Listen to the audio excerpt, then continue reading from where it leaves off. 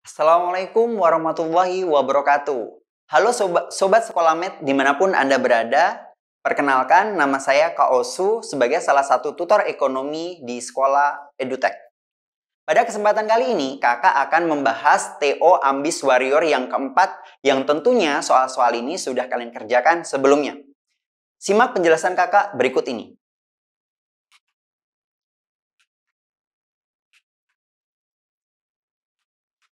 Soal yang pertama, perusahaan yang menghadapi permintaan inelastis untuk meningkatkan penerimaan total atau total revenue, maka yang harus dilakukan adalah titik-titik. Ada beberapa opsi jawaban yang ada di sini. Nah, kata kunci yang harus kita gunakan untuk soal ini adalah permintaan inelastis. Caranya untuk meningkatkan penerimaan total bagaimana? Gitu. Nah, jawabannya yang ada di sini adalah menaikkan harga jual. Nah, sebenarnya kalau kita berbicara inelastis berarti ada kata elastis. Nah, kalau kita berbicara elastis itu berarti lentur, mudah berubah. Sedangkan kalau inelastis itu lebih cenderung kepada kaku atau sulit untuk berubah. Nah, untuk bisa menjawab ini secara jelas, kakak akan menjelaskan terkait dengan karakteristik dari sebuah permintaan yang bersifat inelastis. Nah, karakteristik dari inelastis itu adalah yang pertama, koefisien elastisitasnya itu kurang dari 1.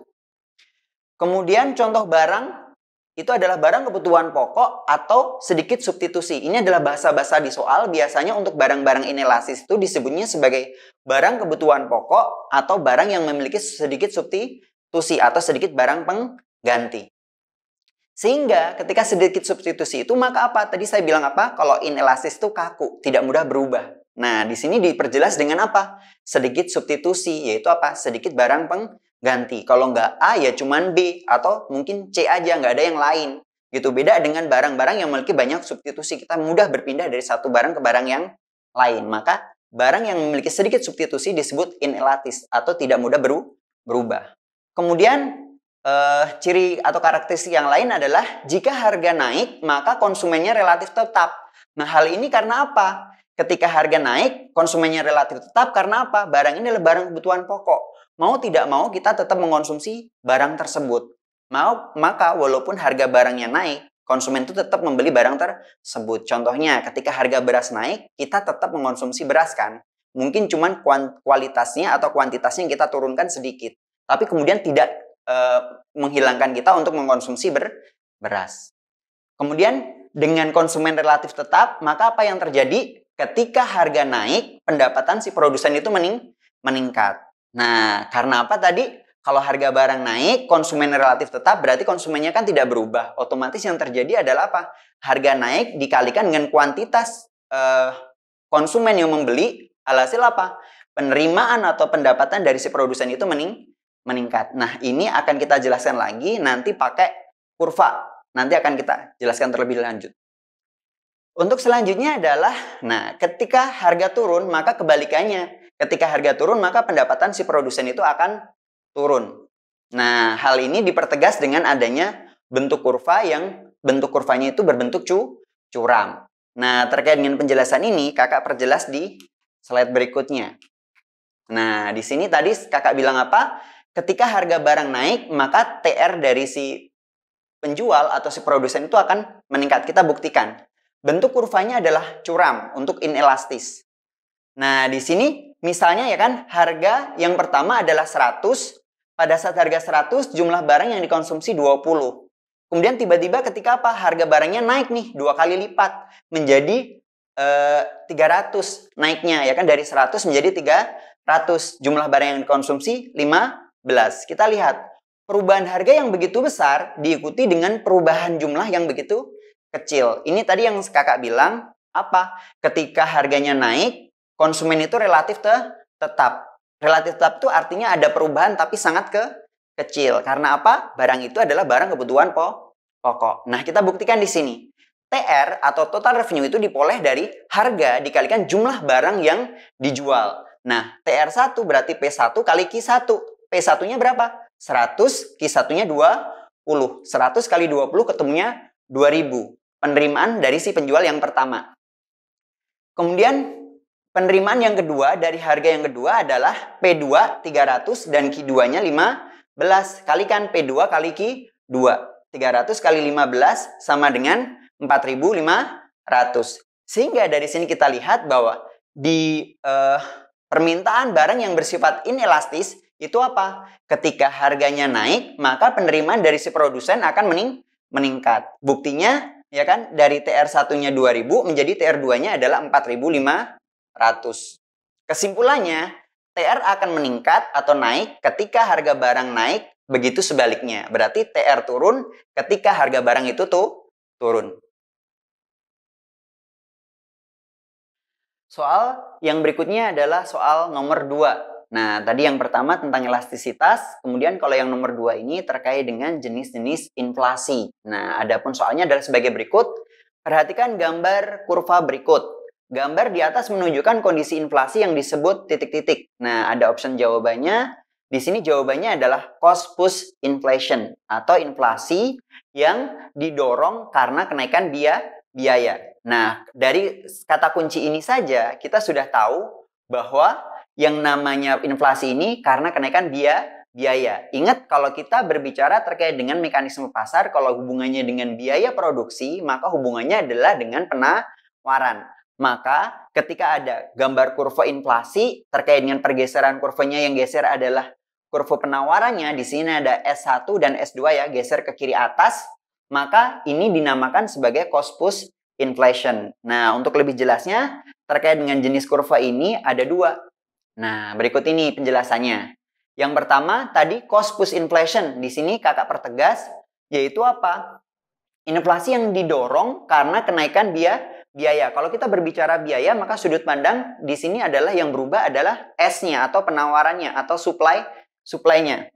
Sehingga di sini S-nya bergerak dari S-nya bergeser dari S1 ke S2, bergeser ke kiri atas. Ketika bergeser ke kiri atas, maka dampaknya adalah apa?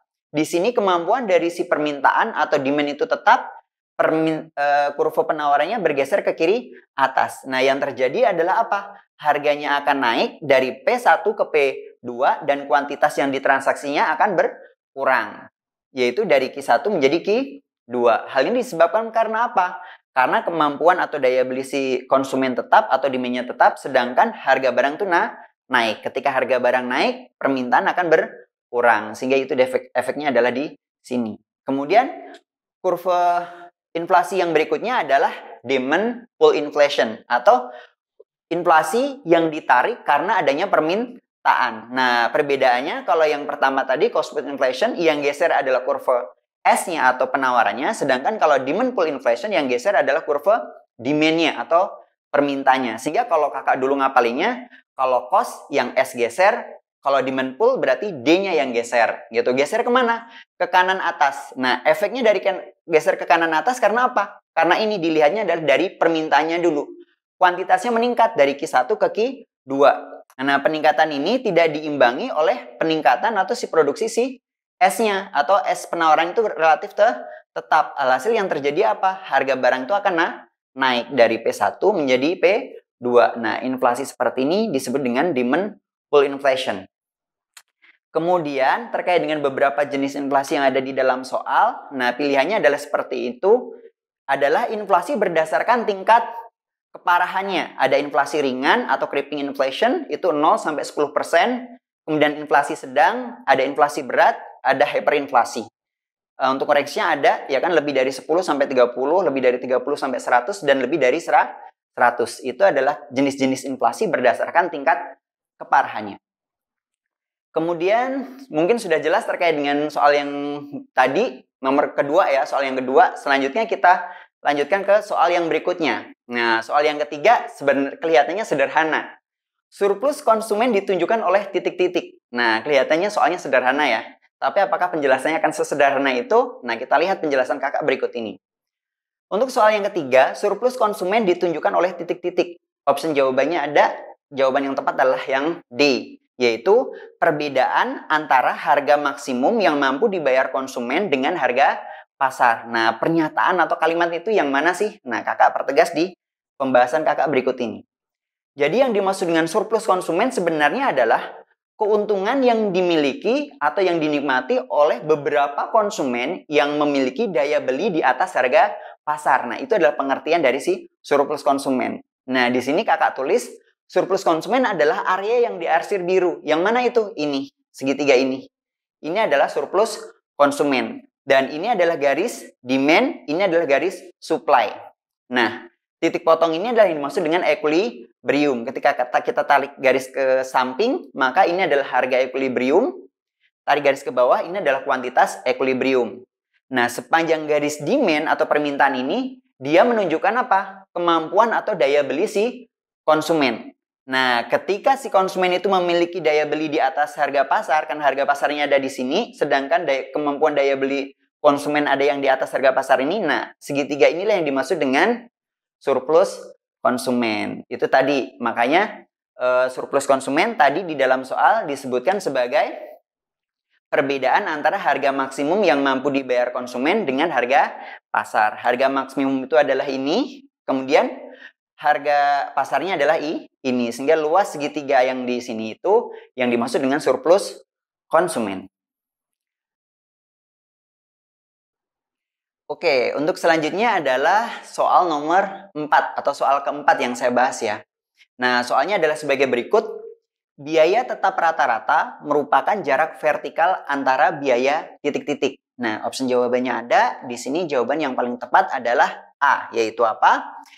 Rata-rata dengan biaya variabel rata-rata. Di sini disebutkan bahwa biaya tetap rata-rata atau average fixed cost itu merupakan jarak vertikal antara biaya rata-rata atau average cost dengan biaya variabel rata-rata. Ada gambaran nggak? Belum ada kan? Nah, karena ini sebenarnya terkait dengan kurva biaya. Nah, berikut kakak penjelasannya ya. Nah, kalau berdasarkan konsep matematis, average cost atau biaya rata-rata sama dengan average fixed cost ditambah dengan average variable cost. Sehingga tadi di dalam soal ditanyakan average fixed cost itu apa? Average fixed cost itu adalah average cost dikurangi dengan average variable cost. Nah, cuman kakak tanya nih, konsep yang sederhana ini sudah paham belum? Nah, konsep ini berasal dari konsep sederhana awal. Yang mana average cost atau biaya rata-rata, ya, logikanya gini aja. Kalau kita berbicara rata-rata nilai siswa berarti adalah total semua nilai siswa dibagi dengan jumlah siswa. Berarti kalau biaya rata-rata berarti adalah total biaya dibagi dengan jumlah unit yang diproduksi. Atau TC dibagi dengan Q. Terus kemudian TC itu terdiri dari apa? Total cost itu terdiri dari dua unsur, yaitu fixed cost dan variable cost. Saya substitusikan di sini menjadi fixed cost ditambah variable cost sama per Q. Sehingga kalau kakak sederhanakan lagi menjadi fixed cost dibagi Q ditambah variable cost dibagi Q. Maka AC itu diperoleh dari fixed cost dibagi Q, ketemunya adalah average fixed cost, dan variable cost dibagi Q, ketemunya adalah average variable cost. Oke, konsep sederhana awal ini berasal dari sini. Gak usah pusing ya. Nah, kemudian yang jadi masalah tadi adalah dalam pertanyaan, biaya tetap rata-rata atau average fixed cost merupakan jarak vertikal antara apa? Biaya rata-rata dan biaya variable rata-rata. Nah, jarak vertikal itu adalah selisih di sini. Ya. Nah, selisih yang seperti apa kakak gambarkan di sini. Sebagai contoh, nah ini adalah gambar kurva. Yang pertama adalah average cost atau biaya rata-rata. Yang di bawah yang berwarna coklat adalah average variable cost. Nah, average cost itu selalu lebih besar daripada average variable cost. Kenapa? Karena average cost itu terdiri dari dua unsur. Average variable cost dan ada average fixed cost. Maka average cost selalu di atas AVC. Nah, ketika kakak memproduksi di titik Q1, ketika kita tarik ke atas, ya kan? Berarti ketika berproduksi di Q1 ini menyebabkan apa? Biaya variabel rata-ratanya adalah sebesar 60 dan biaya rata-ratanya adalah 100. Nah, tadi dalam pertanyaan apa? AFC. Average fixed cost berarti adalah berapa? AC dikurangi AVC. AC-nya berapa? 100. AVC-nya 60. Nah, berarti jawabannya adalah 40. 40 ini ada di mana? Ada di selisih antara 100 sampai 60. Sehingga kalau kita lihat di sini itu adalah average variable cost, jarak ini ke sini itu adalah average fixed cost. Sehingga total 100 ini terdiri dari average variable cost ditambah dengan average fixed cost. Itulah yang dimaksud dengan jarak vertikal antara atau selisih dari average fixed cost itu. Jarak vertikal. berdiri. Oke, itu mungkin yang dapat kakak sampaikan pada kesempatan kali ini. Semoga apa yang sudah kakak sampaikan bermanfaat. Dari kakak cukup sekian, terima kasih perhatiannya. Assalamualaikum warahmatullahi wabarakatuh.